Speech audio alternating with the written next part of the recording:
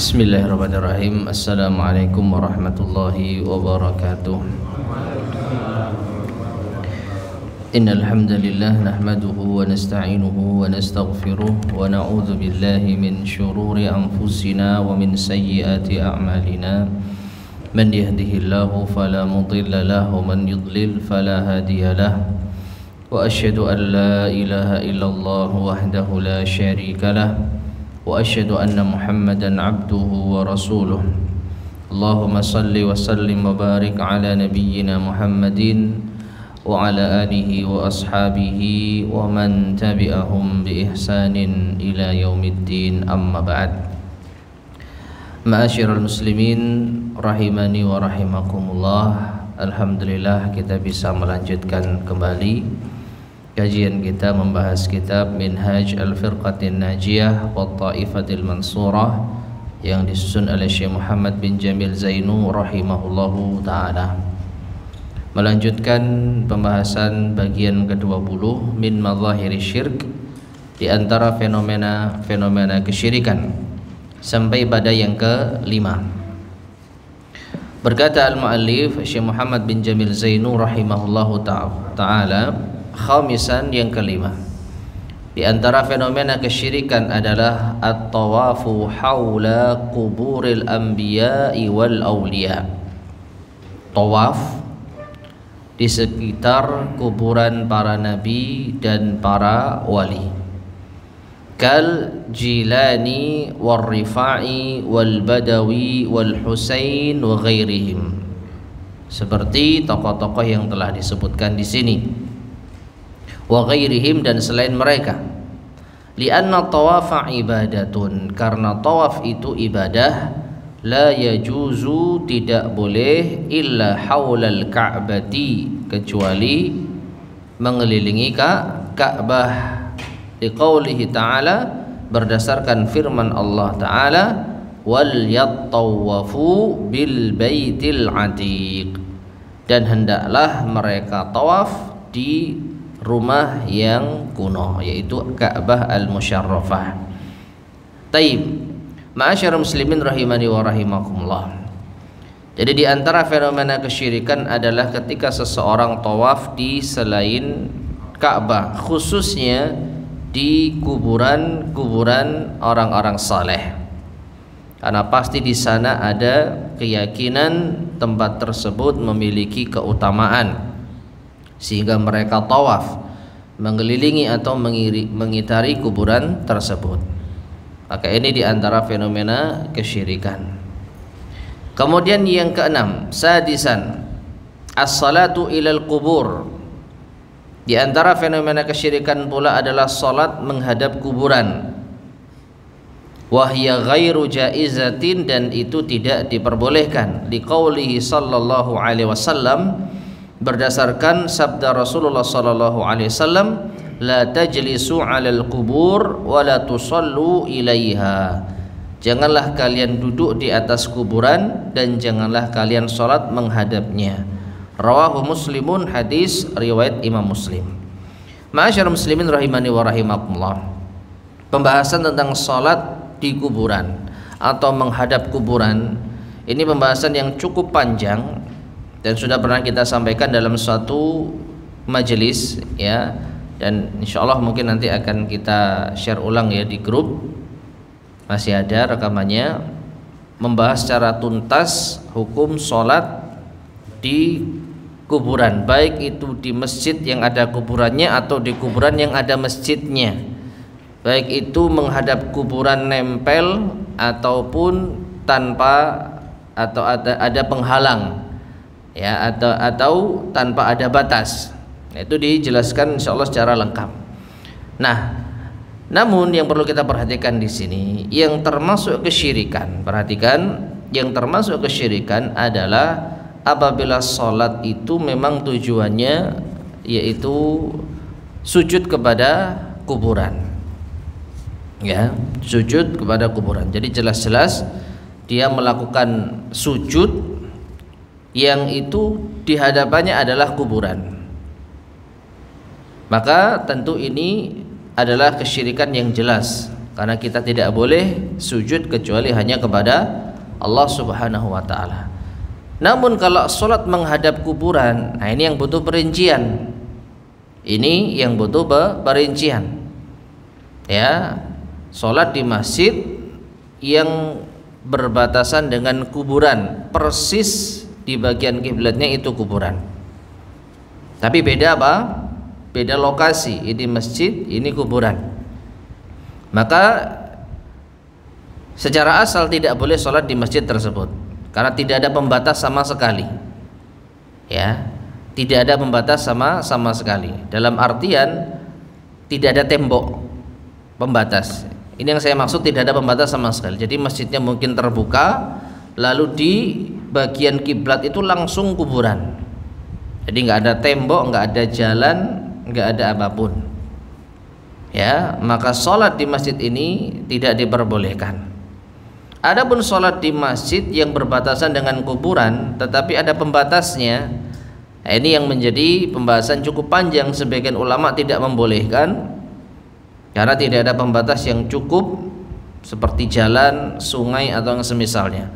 Namun sebagian ulama ada yang membolehkan, ada yang membolehkan selama batasnya itu betul-betul apa? Jelas, seperti tembok. Meskipun hanya sebatas tembok, tetapi itu menjadi pemisah antara masjid dengan kuburan. Ya. Dan ini diantara pendapat para ulama yang cukup diakui pula. Nah ini kalau apa? Sholat di masjid yang berbatasan dengan kuburan. Jadi ada dua perincian.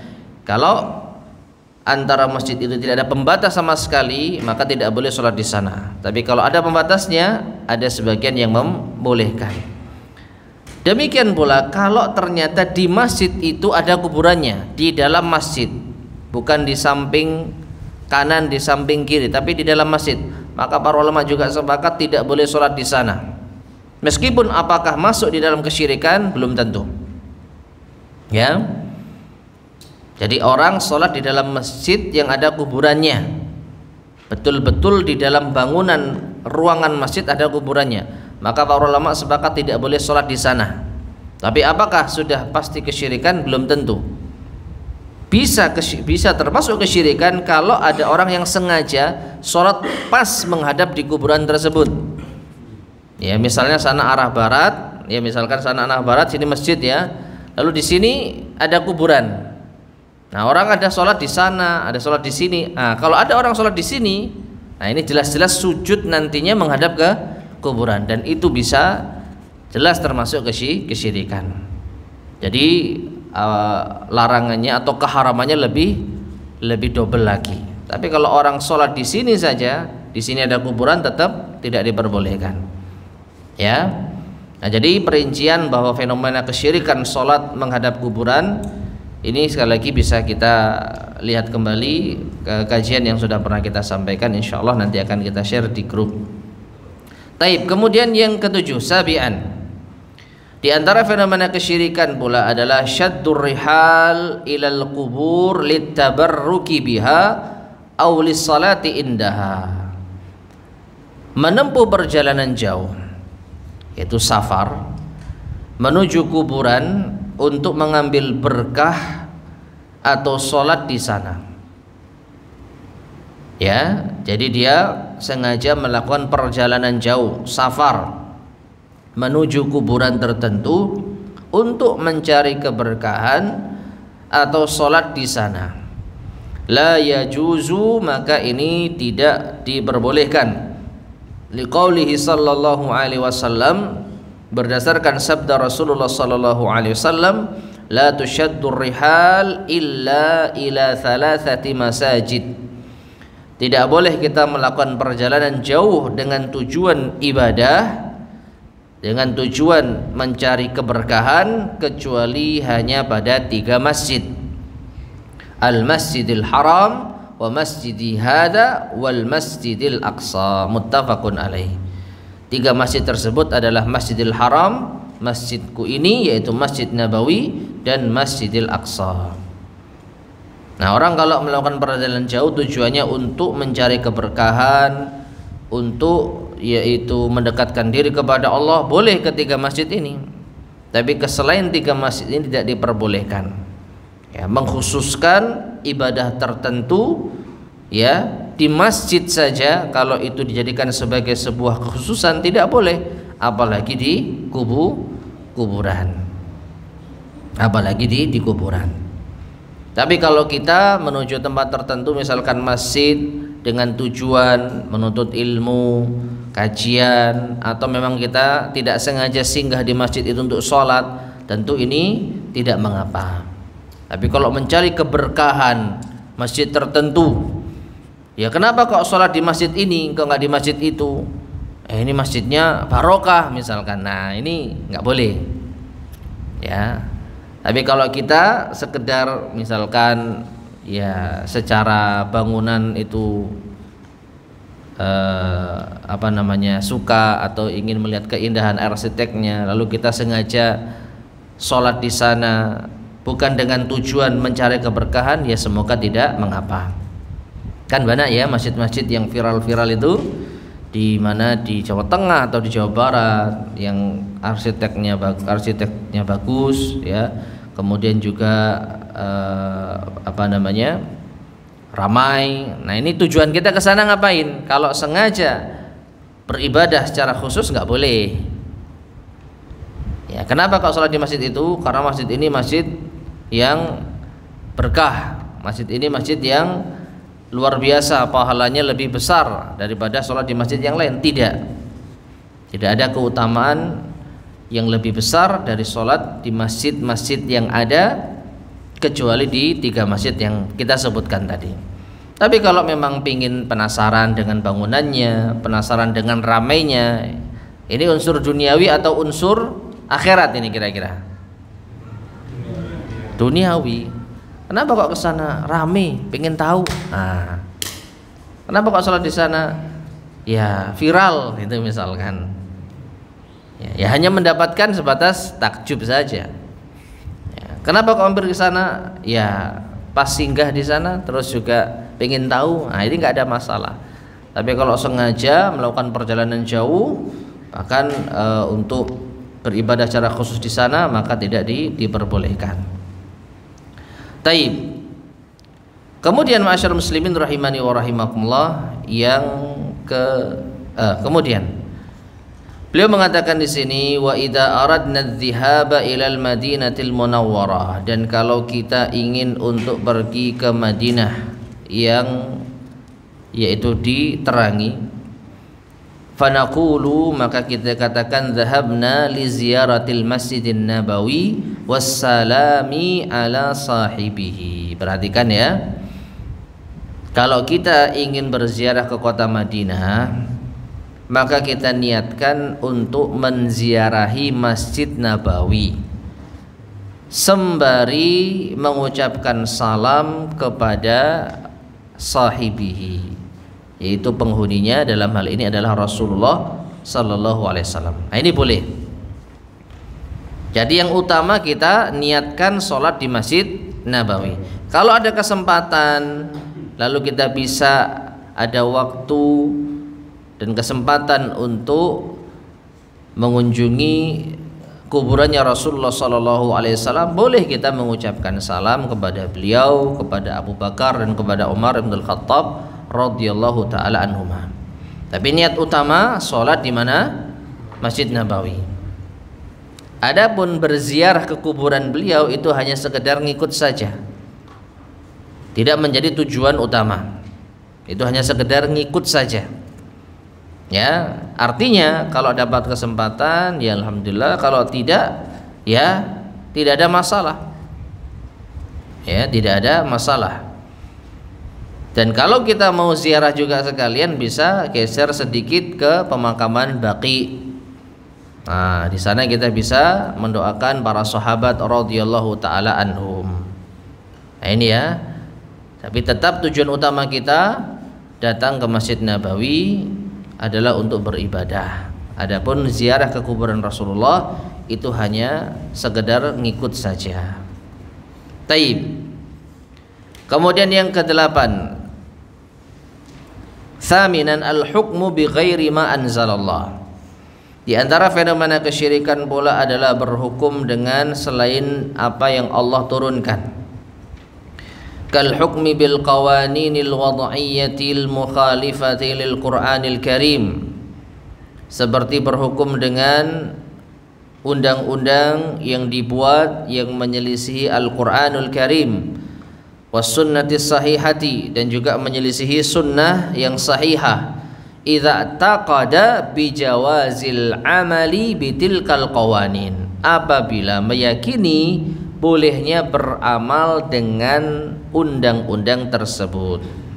Ma'asyar muslimin rahimani wa rahimakumullah, ini perincian yang senantiasa disebutkan oleh para ulama. Berhukum dengan selain hukum Allah itu tidak otomatis kafir musyrik, ya. Karena Allah Subhanahu wa taala sendiri menyebutkan ada 3 keadaan.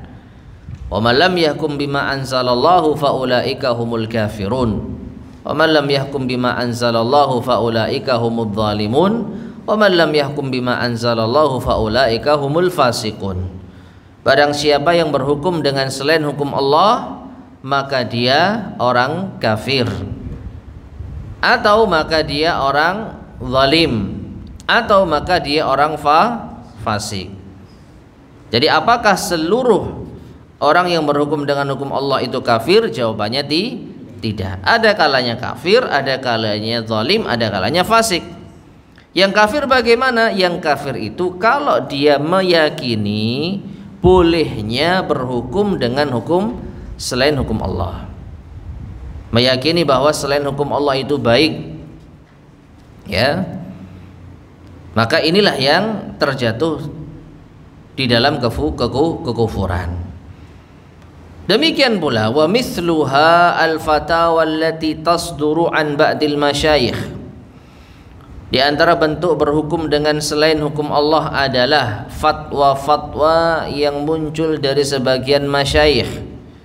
Wa hiya tata'aradu ma'an nususil islamiyah, yang bertentangan dengan dalil-dalil Islam.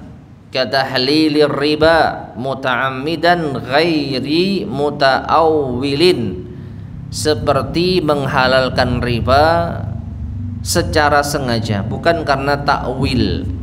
Takwil itu yang dimaksud adalah salah di dalam memahami dalil, ya.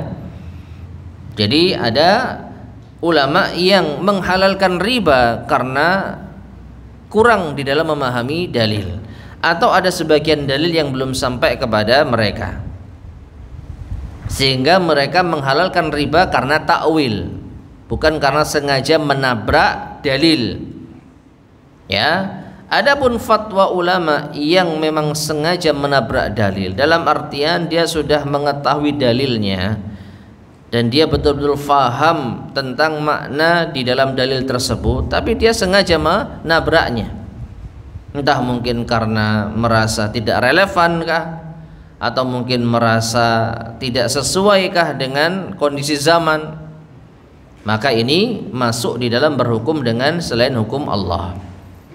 Alladzi a'lana Allahul harba ala fa'ilihi, padahal Allah telah mengumumkan perang bagi siapa? Bagi pelaku riba, ya.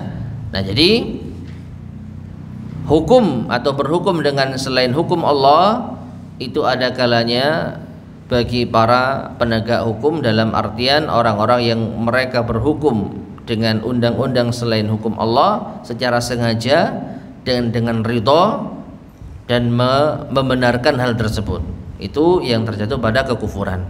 Atau para ulama yang sengaja melanggar dalil yang sahih tentang masalah-masalah tertentu, nah, ini termasuk berhukum dengan selain hukum Allah. Kemudian yang ke-9, yang terakhir di antara fenomena kesyirikan, tasian qala al-muallif rahimahullah ta'atul hukami awil ulama'i awil masyayikhi, mentaati hakim atau para pemerintah, atau mentaati para ulama, para masyayikh fi amrin yukhalifu nassal Quran, pada perkara yang menyelisihi nas Al-Quran atau sahih as-sunnah atau hadis yang sahih. Wa hadza yusamma syirkut ta'ah, dan ini dinamakan dengan syirik taat, syirik di dalam ketaatan.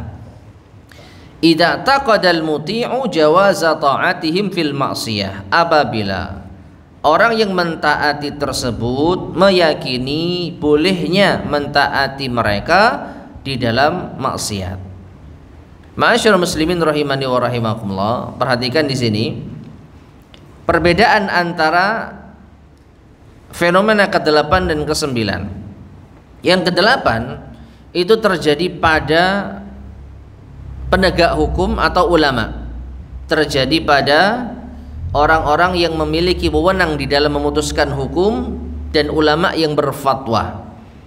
Jadi mereka bisa terjatuh pada kekufuran kalau mereka mengakui ada hukum yang lebih baik daripada hukum Allah. Demikian juga para ulama yang menghalalkan sesuatu yang bertentangan dengan apa yang Allah turunkan, entah itu mengharamkan sesuatu yang dihalalkan Allah atau menghalalkan sesuatu yang diharamkan Allah. Maka mereka terjatuh pada kekufuran ini, berhukum dengan selain hukum Allah. Adapun yang ke-9 ini para pengikutnya, ya. Jadi para pengikutnya, kalau kita mungkin rakyat atau umat, yaitu apa? Mentaati hakim, pemerintah, penguasa dalam perkara yang menyelisih syariat. Mentaati mereka dalam perkara yang menyelisih syariat, yang jelas-jelas bertentangan dengan Al-Quran dan Sunnah. Namun di sini Syekh juga menjelaskan, apabila orang yang taat tersebut meyakini bolehnya mentaati mereka, artinya kalau mereka sebenarnya sadar harusnya tidak boleh kita taat kepada pemimpin dalam maksiat, ya. Contohnya pemimpin menganjurkan minum khamr misalkan, lalu ada beberapa orang yang ridho dan senang, ya, meyakini ini boleh. Maka ini berbeda dengan sebagian pemuda yang memanfaatkan kondisi, wah kebetulan ini disuruh, meskipun ini haram tapi disuruh pemerintah misalkan ini, ya.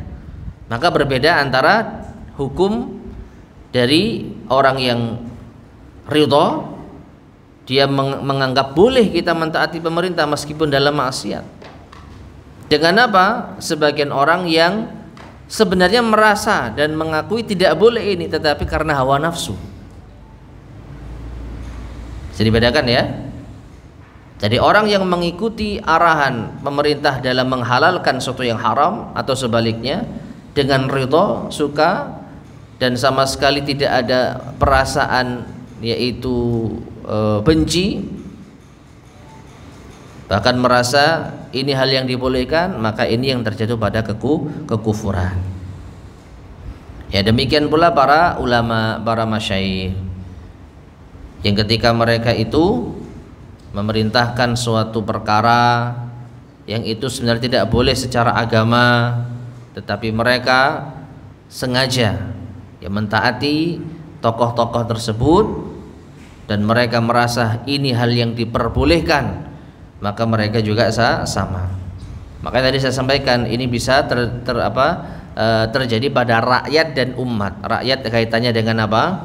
Pemerintah, dan umat kaitannya dengan apa? Ulama, tokoh agama.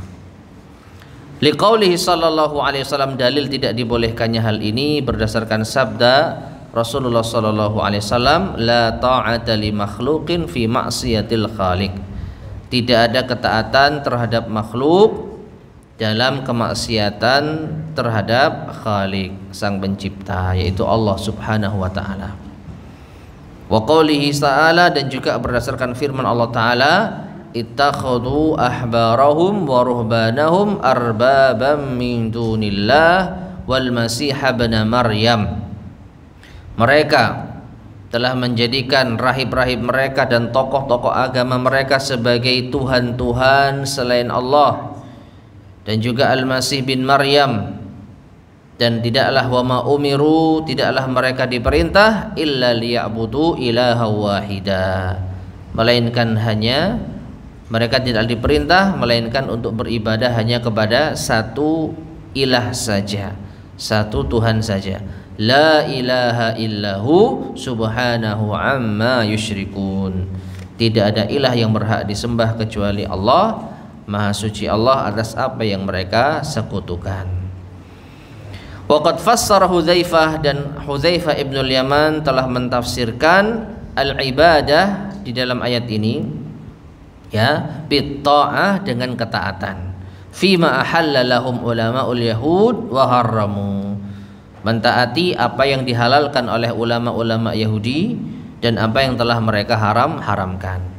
Nah, ini dinamakan syirik apa? Syirik taat, ya, syirkut ta'ah.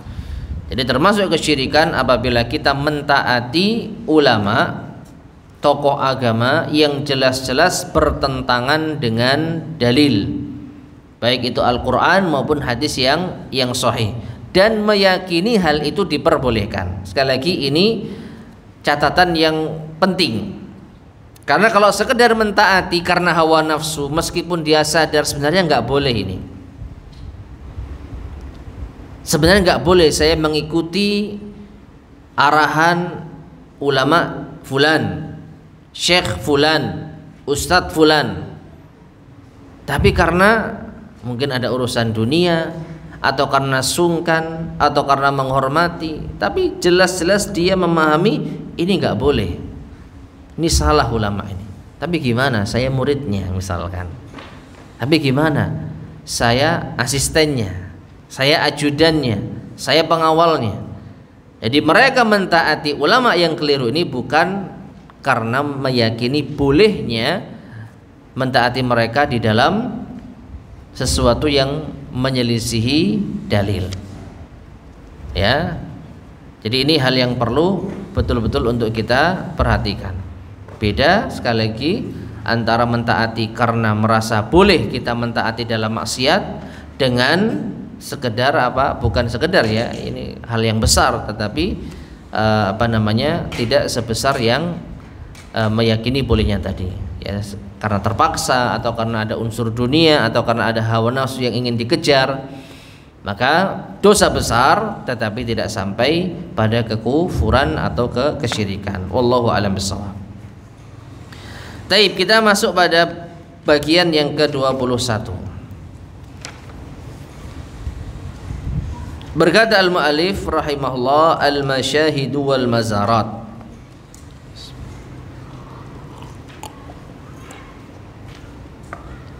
Al-masyahid yaitu kuburan-kuburan, wal mazarat, dan tempat-tempat yang biasa dikunjungi atau diziarahi. Ma'asyar muslimin rahimani wa rahimakumullah. Pembahasan ini adalah pembahasan yang juga terkait dengan masalah tauhid, ya. Karena apa? Kuburan itu seperti yang sering kita sampaikan, boleh untuk diziarahi, boleh untuk dikunjungi, namun sebatas hanya sebagai pengingat kematian. Berdasarkan arahan dari Nabi SAW, fazuruha fa innaha tudzakirul maut.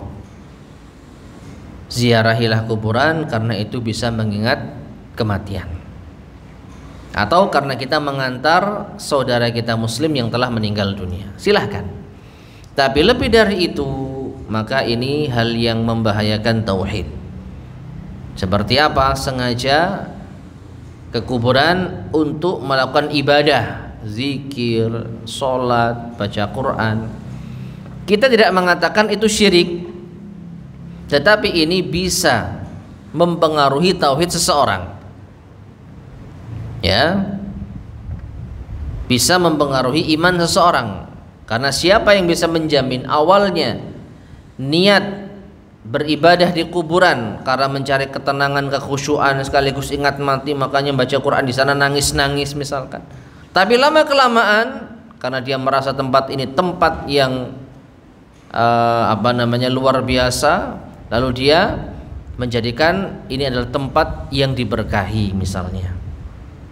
Kalau nggak di kuburan nggak khusyuk misalkan. Nah ini sudah menjadikan yaitu sesuatu di dalam keimanannya. Sudah ada sesuatu yang berubah pada keimanannya. Maka dari itu kuburan bukanlah tempat kita beribadah kepada Allah. Kalau mengingat mati oke. Tapi baca Quran, zikir, sholat, ya, apalagi tadi tawaf, bukan tempatnya di kuburan. Mendoakan mereka baik, ya, karena kita pasti akan menyusul mereka juga.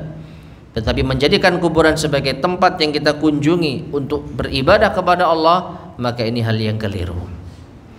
Taib. Di sini al-mu'allif rahimahullah mengatakan innal masyahida allati naraha fil biladil islamiyah.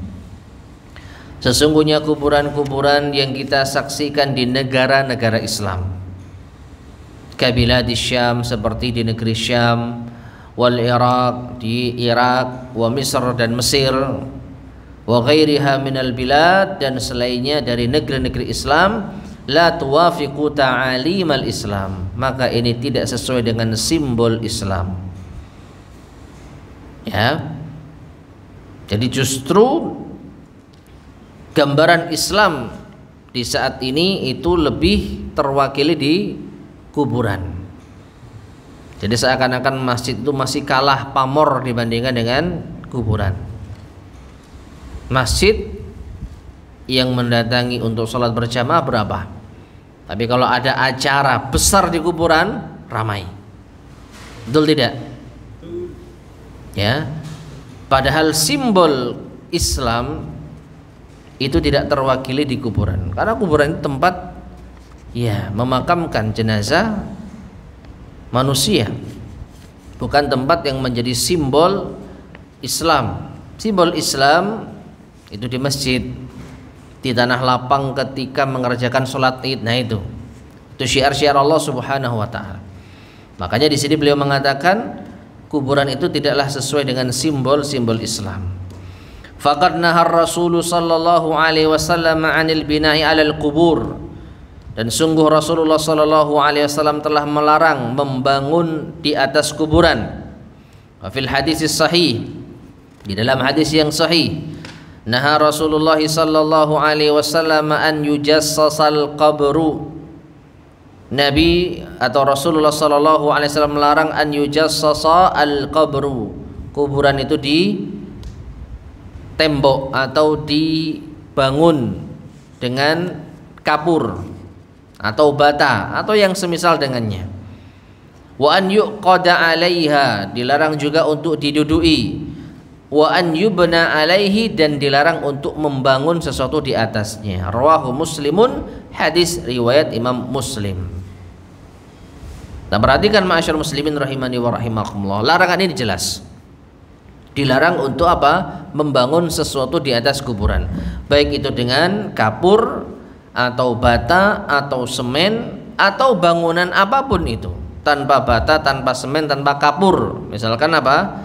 Dibangun di atasnya semacam kayu, ya, dibuat kayu yang tinggi sehingga dari jauh kelihatan itu kuburan. Maka ini hal yang dilarang oleh Rasulullah sallallahu alaihi wasallam. Wa fi riwayatin sahihatin liT-Tirmidzi, bahkan di dalam riwayat yang sahih oleh Imam At-Tirmidzi, wa an yuktaba alaih, bahkan dilarang untuk ditulis. Nah, ini. Ya, meskipun ada keterangan pula Al-Qur'an wa syi'ru wa ghairuh. Dilarang untuk ditulis di kuburan itu apa? Al-Qur'an, syair atau selainnya.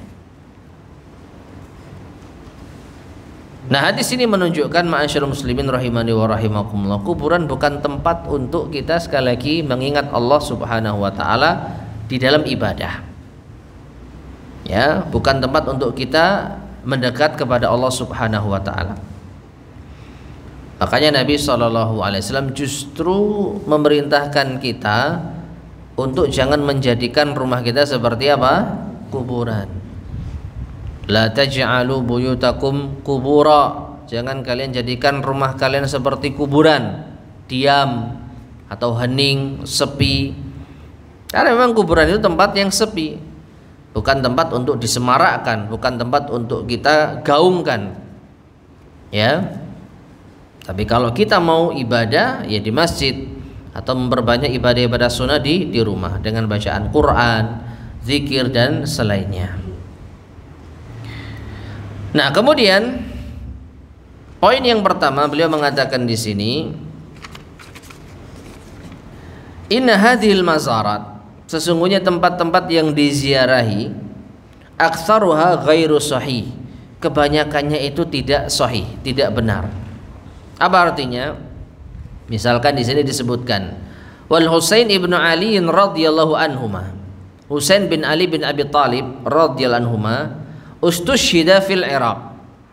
Menurut sejarah beliau wafat di Irak. Walam yasil ila Misra, beliau tidak pernah sampai ke Mesir. Faqabruhu fi Misra ghairu sahih, maka kuburan Husain di Mesir itu bukan hal yang tepat. Ya. Jadi kuburan Husain di Mesir itu tidak benar. Wa akbaru dalilin ala dzalik, dan dalil terbesar atas hal itu, anna lahu qabran fil Iraq wa Misr wa Syam, bahwasanya Husain itu memiliki kuburan di Irak, di Mesir dan di Syam. Jadi ada satu sahabat kuburannya di mana? 3 tempat. Maka bisa dipastikan yang 2 itu salah. Dan kalau kita sudah membaca apa yang disampaikan oleh al-mu'allif rahimahullah, yang benar di Irak. Beliau mati syahid di Irak. Oleh karena itu kuburannya di Mesir dan di Syam itu tidak benar.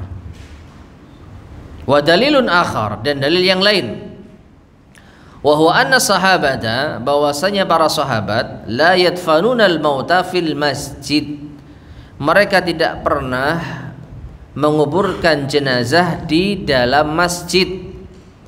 Liqaulihi sallallahu alaihi wasallam, berdasarkan sabda Rasulullah sallallahu alaihi wasallam, qatalallahu al-yahud ittakhadhu qubur anbiya'ihim masajid, muttafaqun alaih. Allah memerangi orang-orang Yahudi karena mereka menjadikan kuburan para nabi mereka sebagai masjid, sebagai tempat untuk sholat. Nah, ini mengisyaratkan kuburan Husain yang ada di Mesir dan juga mungkin ada di negeri Syam itu ternyata di dalam apa? Masjid. Nah, ini mustahil terjadi para sahabat menguburkan, yaitu orang-orang yang sudah meninggal dunia di masjid. Wal hikmatu fi dzalik, dan hikmah larangan hal tersebut, hatta tabqal masjidu atau masajidu khaliyatan minasyirk, agar masjid itu terbebas dari kesyirikan. Ma'asyarul muslimin rahimani wa rahimakumullah, tidak bisa kita pungkiri suasana itu bisa sangat berbeda kalau kita sholat di masjid yang betul-betul tidak ada kuburannya dengan di masjid yang ada kuburannya. Ya, kita mungkin tidak pernah melakukan karena kita sudah tahu ini hal yang dilarang. Tapi coba kita korek sebagian orang yang mereka itu sholat di masjid yang ada kuburannya. Wallahu a'lam bishawab, dugaan kuat saya mereka pasti merasakan sesuatu yang lebih dibandingkan dengan sholat di masjid biasa. Kenapa? Karena setidaknya ketika sholat di masjid yang ada kuburannya, itu biasanya kuburan orang soleh atau ahli maksiat? Hah? Orang soleh kan? Minimal dia ingat di sini pernah ada orang soleh. Jadi seakan-akan ada semangat. Melebihi kalau di masjid biasa nggak ada kuburan orang solehnya, apa yang mau kita jadikan motivasi? Ya, tapi kalau ada kuburan orang solehnya, hormat kita. Dalam artian kita merasa ini tempat istimewa. Ada orang soleh yang pernah ada di masjid ini, sekarang dikuburkan di sini. Bahkan tidak sedikit mungkin ada yang takut. Takut apa? Takut kalau kualat sama orang soleh yang sudah dikuburkan di masjid ini. Misalkan ya, ada kucing masuk masjid terus naik di kuburan itu langsung, ojo, misalkan gitu, diusir. Ya, ini orang soleh ini, misalkan seperti itu. Intinya suasana hati itu bisa benar-benar berbeda. Padahal masjid itu milik Allah yang nanti akan wa qala Allah Ta'ala berfirman, wa annal masajida lillah fala tad'u ma'allahi ahada. Dan bahwasanya masjid-masjid itu milik Allah, maka janganlah engkau berdoa bersama dengan Allah sesuatu pun juga. Ya, kalau di situ ada orang soleh yang dimakamkan, maka pasti hati kita akan mendua. Di satu sisi kita ibadah untuk Allah, di satu sisi ada pengagungan terhadap orang soleh yang dimakamkan di situ. Nah, di situ letak kesyirikannya. Maka dari itu Rasulullah SAW melarang keras menjadikan kuburan sebagai masjid. Watsabitu, dan yang telah ditetapkan, anna Rasulullah sallallahu alaihi wasallam, bahwasanya Rasulullah sallallahu alaihi wasallam dufina fi baitihi, beliau itu dimakamkan di rumahnya Aisyah radhiyallahu anha. Walam yudfan fi masjidihi, beliau tidak dimakamkan di masjidnya. Ya, loh, kenapa Nabi SAW tidak dimakamkan di kuburan umum? Jawabannya karena para nabi itu dimakamkan di tempat mereka meninggal dunia. Ini sudah aturan Allah Subhanahu wa taala.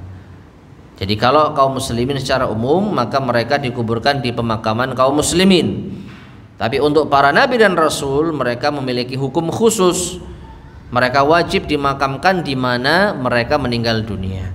Dan Allah mentakdirkan Rasulullah SAW meninggal di rumahnya.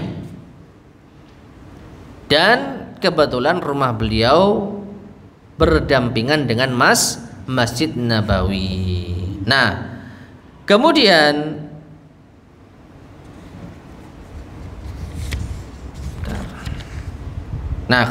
waqad wasa'al Umayyun al-masjid, di zaman dinasti Umayyah mereka memperluas masjid, fa'adkhaluhu fihi, dan mereka memasukkan kuburan beliau sallallahu alaihi wasallam di dalam masjid. Nah, ini sejarahnya. Dan itu sudah diingkari oleh para ulama. Hendaknya seharusnya mereka dinasti Umayyah itu tidak memperluas masjid di bagian makam Rasul sallallahu alaihi wasallam. Tapi ternyata itu sudah terjadi dan tidak mungkin untuk dirubah karena akan menimbulkan fitnah. Ya, makanya Syekh mengatakan di sini, walaitahum lam yaf'alu, seandainya mereka dahulu tidak melakukannya, yaitu memperluas area Masjid Nabawi sampai ke sisi kuburan Nabi sallallahu alaihi wasallam. Nah, jadi ini perbedaan yang jelas. Kuburan Nabi sallallahu alaihi wasallam itu tidak dibangun khusus di atasnya masjid. Ini adalah ulah sebagian pemimpin saat itu yang sudah diingkari oleh sebagian para ulama, tapi ini sudah terjadi. Ya. Dan keutamaan Masjid Nabawi tetap berlaku sampai hari kiamat. Salat di sana lebih baik 1000 kali lipat dibandingkan dengan salat di masjid yang lainnya. Ditambah lagi para aparat keamanan benar-benar telah melakukan tugas yang sangat luar biasa untuk menghalangi orang-orang yang sengaja untuk mengkultuskan kuburan Nabi SAW. Mereka tidak dibiarkan berlama-lama ada di area tersebut. Itu pun sudah dilapisi dengan beberapa bangunan. Ya, konon dia mengatakan 3 lapis bangunan. Demi untuk apa? Menjauhkan kaum muslimin untuk mencari keberkahan dan berbuat syirik di kuburan Nabi SAW. Tapi kalau kita mengucapkan salam diperbolehkan. Ya, ini ya. Kemudian kembali kepada kuburan Husain.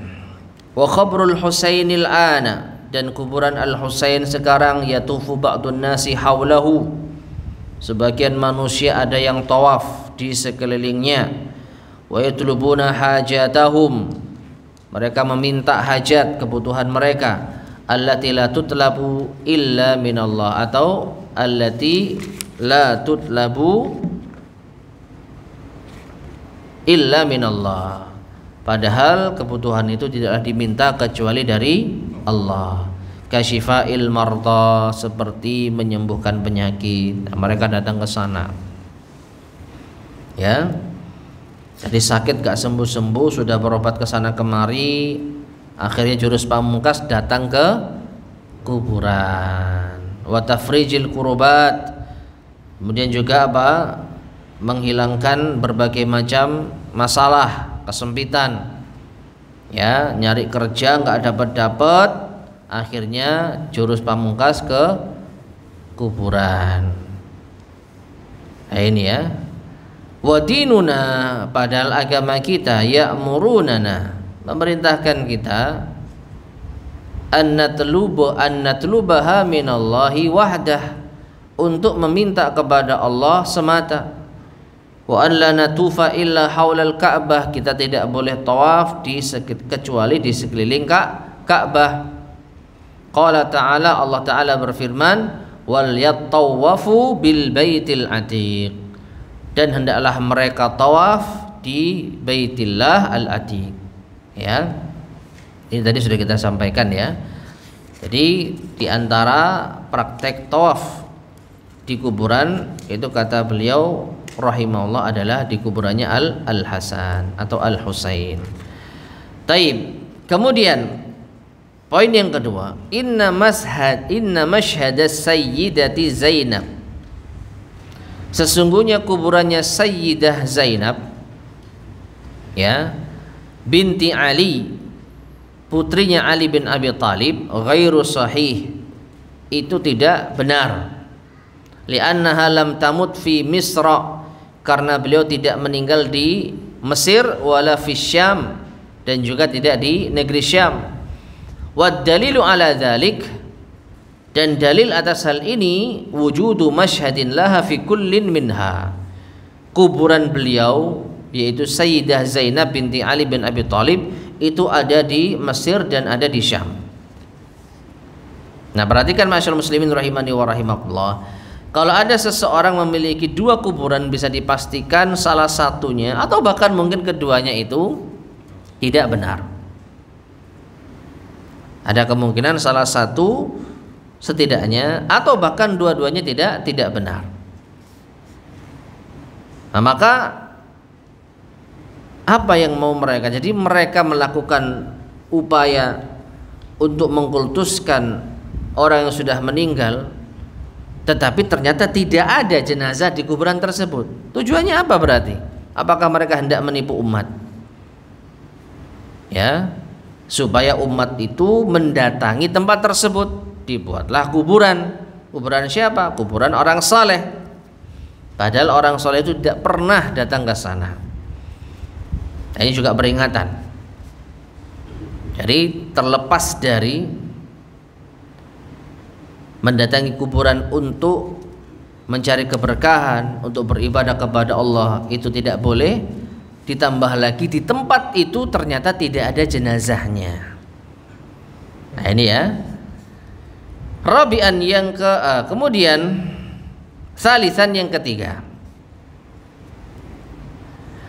innal islama yunkiru bina al-qubab alal qubur, sesungguhnya Islam juga mengingkari dibangunnya kubah di atas kuburan.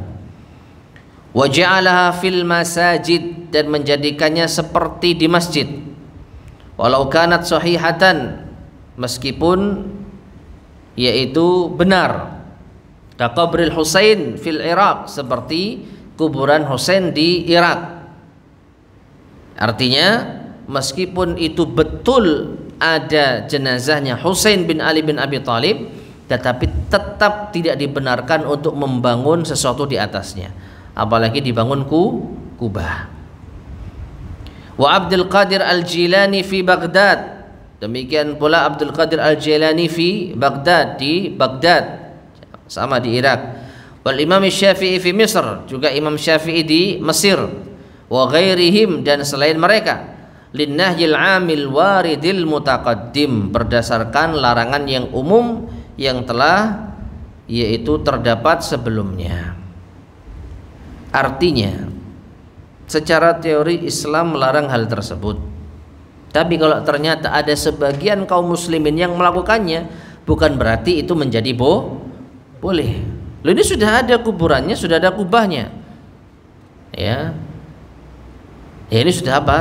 Sudah terlanjur terjadi. Maka fenomena yang sudah ada terjadi tidak menjadikan sesuatu yang tidak boleh menjadi boleh. Nah, seperti itu. Wa haddatsani syaikhun shadiqun, pernah mengabarkan kepadaku seorang syekh yang jujur, annahu ra'a rajulan yusalli ila qabril Jilani. Ada seseorang yang salat di kuburannya Syekh Abdul Qadir Al-Jilani. Wa yatrukul qiblah, dan dia meninggalkan kiblat. Artinya dia sholat tidak menghadap kiblat tetapi menghadap kuburan. Wa qaddama an-nasihata lahu, dan syekh ini memberi nasihat kepada orang tersebut. Sholat itu menghadap kuburan, bukan sholat itu menghadap ke kiblat, bukan ke kuburan. Farafadaha, lalu orang ini menolaknya, membantah nasihat tersebut. Wa qala lahu, dan orang ini mengatakan, anta wahabi, wah kamu wahabi. Jadi syekh yang menasihati langsung dicap sebagai wahabi. Wa ka'annahu lam yasma' qawlahu sallallahu alaihi wasallam, seakan-akan dia tidak mendengar sabda Nabi sallallahu alaihi wasallam, la tajlisu 'alal qubur wa la tusallu ilaiha, jangan kalian duduk di atas kuburan dan jangan kalian sholat menghadap kuburan. Hadis riwayat Imam Muslim. Tapi mengapa hadis ini ya tidak mereka pahami atau tidak mereka akui? Ya mungkin bisa dikatakan ini hadisnya Wahabi. Ya sudah kalau gitu. Ya. Pokoknya hadis-hadis yang melarang sesuatu ibadah di kuburan hadisnya Wahabi, ya sudah. Lalu untuk apa para ulama kita menulis kitab hadis? Imam Muslim, Imam Bukhari, Abu Dawud, At-Tirmidzi. Kalau ternyata mereka mencocokkan yang sah, yang sahih sesuai dengan hawa nafsu mereka, kan gitu. Kalau hadisnya cocok, nah ini hadis yang sahih. Tapi kalau nggak cocok, ini hadisnya Wahabi. Meskipun diriwayatkan Bukhari, Muslim, mereka nggak peduli. Nah seperti itu. Nah seperti tadi, orang ini jelas-jelas menasihati jangan sholat menghadap kuburan, sholat menghadap kiblat. Kamu Wahabi, ya. Nah seperti itu. Taib rabi'an, yang keempat, inna aktsaral masyahid fi Misr, kebanyakan kuburan di Mesir, banatha bima yusamma bid-daulatil Fatimiyah, itu kebanyakan dibangun oleh dinasti Fatimiyah. Ismuhal haqiqi al-Abidiyun nisbatan ila Abid bin Sa'ad, atau al-Ubaidiyun nisbatan ila Ubaid bin Sa'ad. Padahal yang nama yang benar bagi mereka itu adalah dinasti Ubaid, dinisbatkan kepada Ubaid bin Sa'ad. Ya, jadi mereka menamakan diri dengan dinasti Fatimiyah ini tipuan terhadap umat. Karena Fatimah putri Rasulullah SAW tidak pernah mengajarkan yaitu umat untuk membangun kuburan. Jadi yang banyak bangun kuburan di Mesir itu kata Syekh adalah dinasti Fatimiyah menurut mereka. Yang benar adalah dinasti Ubaid, ya, Ubaidiyun. Zakara ismahu Ibnu Katsir fil Bidayah wan Nihayah. Imam Ibnu Katsir menyebutkan nama beliau di dalam kitab Al-Bidayah wan Nihayah. Ya. Qala Ibnu Katsirin anhum, Imam Ibnu Katsir mengatakan terhadap mereka kufar, fusaq, fujjar. Perhatikan. Ini penilaian Imam Ibnu Katsir terhadap dinasti yang banyak membangun kuburan di Mesir. Mereka itu adalah orang-orang kafir, orang-orang fasik, orang-orang pendosa, mulhiduna, orang-orang yang mengingkari sifat Allah, zanadiqah atau orang-orang yang mulhid, yaitu menentang. Zanadiqah orang-orang zindik, mu'attilun, mereka mengingkari sifat-sifat Allah. Lil islami jahidun, mereka memusuhi Islam. Wali madhabil majusiyyati mu'taqidun, dan mereka justru mengikuti madhabnya Majusi. Ya, nah ini ya. Jadi justru ma'asyarul muslimin rahimani wa rahimakumullah, yang membangun masjid itu kalau dirunut, yang membangun apa? Kuburan dengan bangunan-bangunan yang ada, dibangun kubah lah atau dibangun masjid di atasnya, justru mereka mengambil ini dari orang-orang Majusi.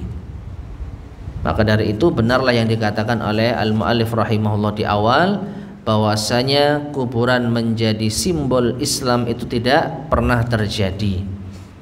Simbol Islam yaitu amalan yang kita kerjakan sesuai dengan Quran dan Sunnah. Sholat jamaah di masjid, itu simbol Islam.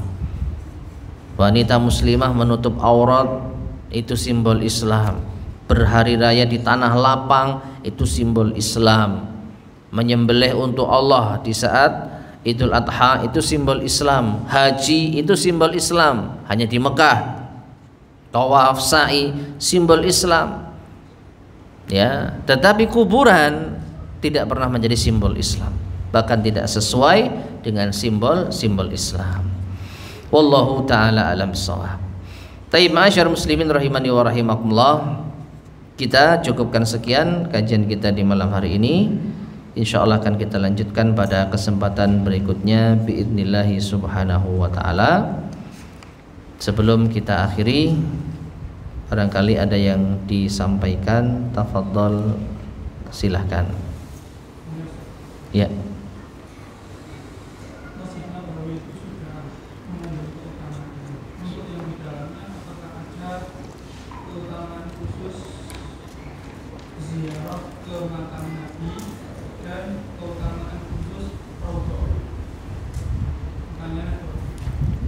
Masjid Nabawi sudah memiliki keutamaan khusus.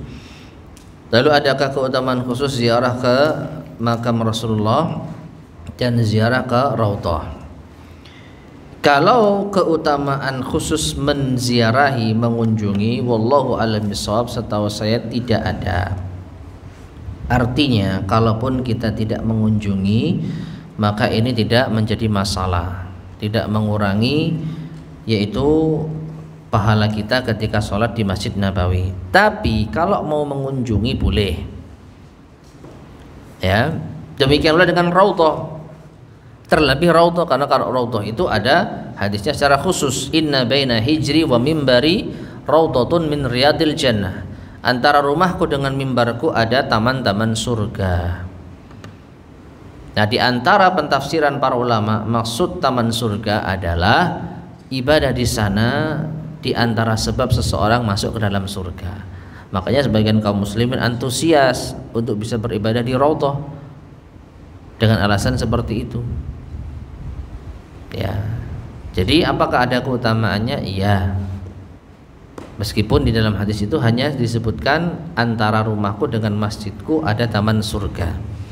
Hanya saja sebagian penjelasan ulama tadi ada 3 penjelasan.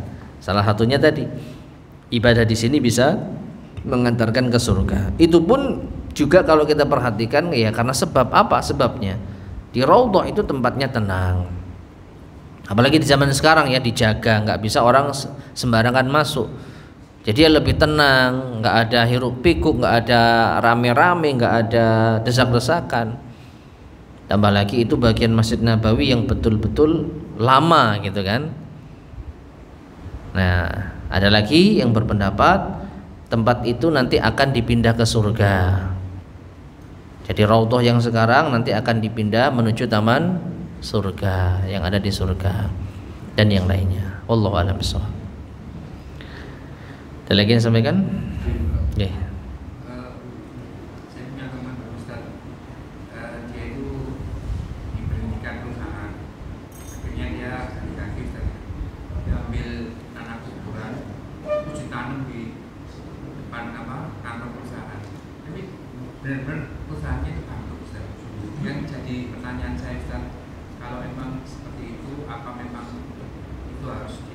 kita akan ambilnya kan kita juga nggak tahu dia letakkan di mana. Kalau sekedar kita ruya atau tidak percaya bisa seperti ada alternatif.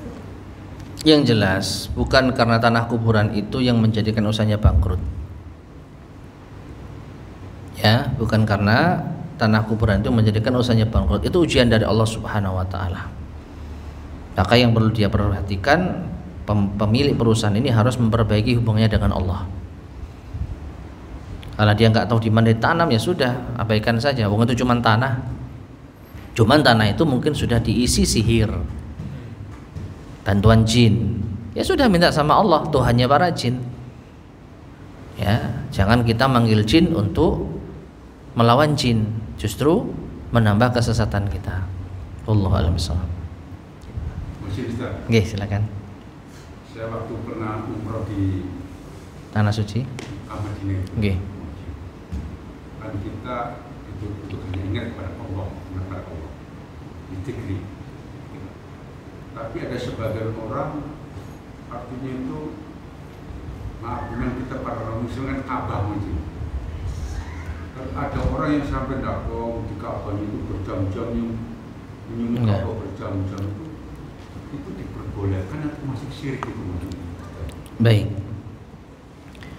Ada pertanyaan, bolehkah kita itu berlama-lama di Ka'bah, bahkan sampai mengusap-ngusap dinding Ka'bah dan yang lain sebagainya? Jawabannya, kalau kita mengacu kepada petunjuk Nabi SAW di dalam tawaf, karena Ka'bah ini menjadi acuan utama ketika tawaf dan sholat bagi kaum muslimin, arah sholat kiblat bagi kaum muslimin, maka tidak ada mengusap seluruh dinding Ka'bah. Yang ada itu mencium hajar aswad atau mengusap rukun yamani. Hanya itu saja. Itu pun hanya ketika tawaf. Di luar tawaf, wallahu a'lam bishawab, setahu saya tidak disyariatkan, tidak dianjurkan. Maka dari itu, apa yang tadi disebutkan itu tindakan yang berlebihan. Tapi apakah termasuk kesyirikan? Wallahu a'lam, tergantung keyakinan. Kalau dia keliru meyakini bahwa tempat ini adalah tempat yang bisa mendatangkan manfaat atau madharat, ya ini salah. Tapi kalau dia terkesima, misalkan begitu larut di dalam kekhusyuan sehingga dia betul-betul merasakan haru ketika melihat Ka'bah, makanya Ka'bah dipeluk saja, ya semoga tidak menjadi masalah. Cuman harusnya tidak seperti itu, apalagi sampai rebutan, membuat orang terdesak. Nah, ini justru salah ya, karena tidak boleh mengganggu orang yang lain. Ya, jadi seperti itu. Wallahu a'lam bishawab. Ya, sama-sama. Baik, ada lagi yang sampaikan?